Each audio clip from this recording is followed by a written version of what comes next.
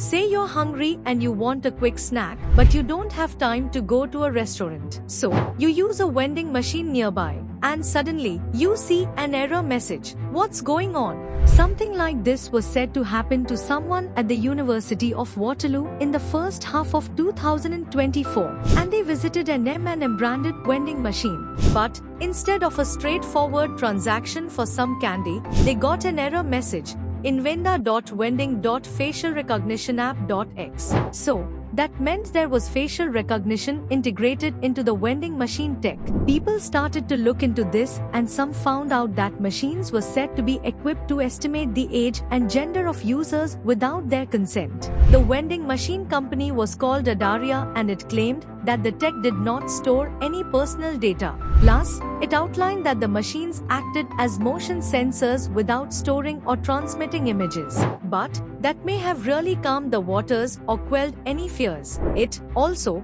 outlined that the tech was GDPR compliant. But the GDPR is said to have one of the strictest data protection laws, with India said to be looking to emulate these policies as well. And the GDPR is said to require explicit consent to collect biometric data, but the students stated that neither had they been informed nor had they consented to this surveillance. And this left many people outraged, with folks seemingly covering the vending machine cameras with gum and post-it notes. Then, it was said that the school requested the deactivation of the vending machine software and was looking to remove the machines as soon as possible. And this is not the first time something like this was said to happen. In 2020, a shopping mall operator in Canada was said to have secretly used facial recognition software in its mall kiosks, scanning more than 5 million unsuspecting Canadians. China is said to have facial recognition to monitor student behavior in classrooms. And people are not too comfortable with what the webcams on their computers or laptops may be picking up either.